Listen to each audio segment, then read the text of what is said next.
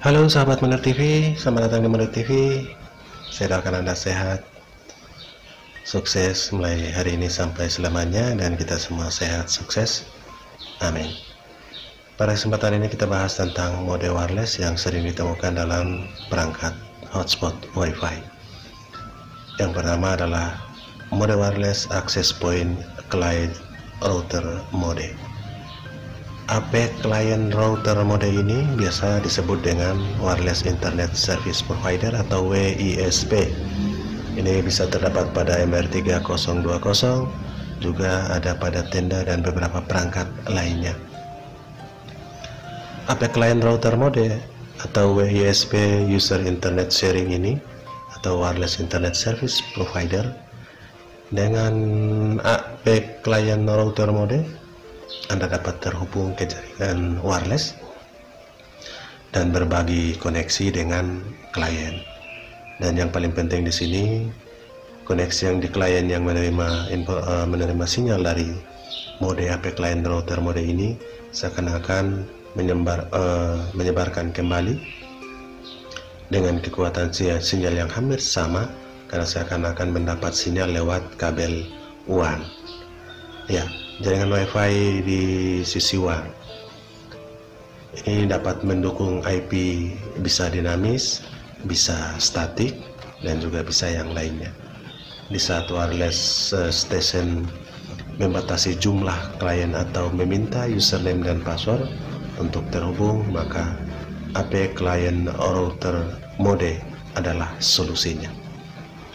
Oke.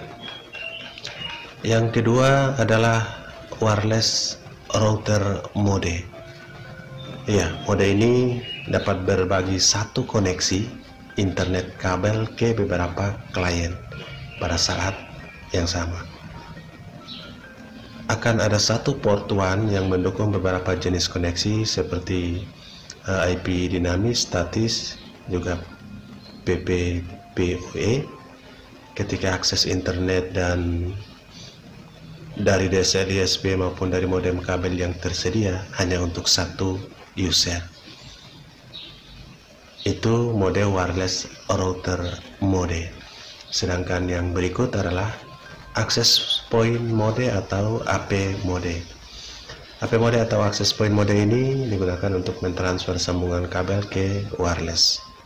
Ini bekerja pada hub atau bisa pada switch tertentu dengan beberapa Ethernet atau lubang yang bersamaan. Biasanya peralatan itu adalah di belakang setelah router. Jadi misalkan kita menggunakan router ML3020 atau 3420 menerima sinyal dari modem dan mentransfer dan memancarkan kembali lewat access point mode ini yang digunakan.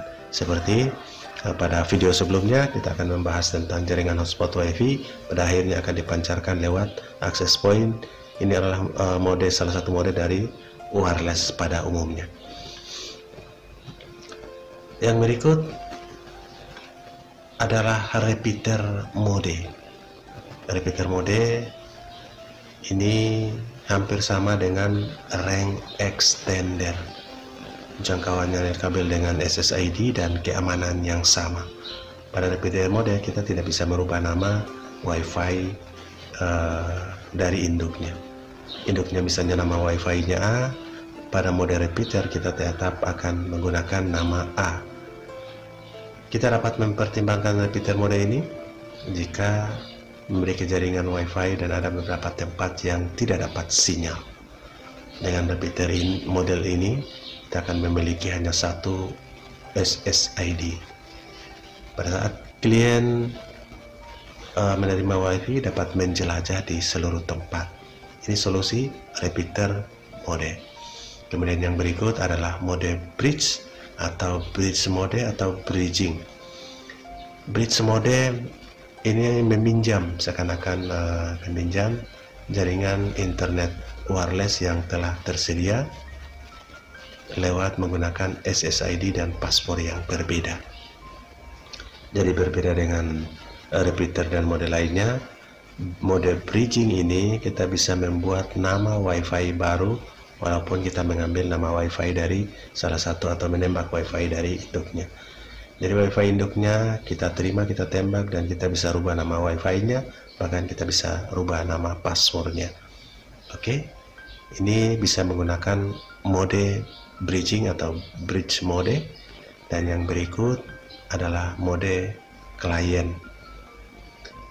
Dengan mode klien, handphone, laptop yang terhubung ke perangkat kabel dan bekerja sebagai adaptor atau penghubung sinyal wireless adaptor untuk menerima sinyal WiFi atau wireless ke dalam jaringan WiFi kita. Mode klien ini juga bisa digunakan jika Anda menghubungkan sinyal WiFi, sinyal internet ke TV Anda, ke media player Anda, ke alat-alat seperti fotokopi yang menggunakan internet seperti Epson L1455. Anda menggunakan mode ini dalam menyambungkan kabel ke perangkat tersebut. Itu beberapa mode yang sangat penting yang sering ditemukan dalam settingan perangkat-perangkat wireless dalam membangun usaha hotspot WiFi. Terima kasih sudah menonton video ini. Silakan subscribe, like, dan share ke teman Anda agar bisa bermanfaat bagi banyak orang mulai saat ini dan seterusnya. Oke, terima kasih. Sekali lagi, Assalamualaikum warahmatullahi wabarakatuh.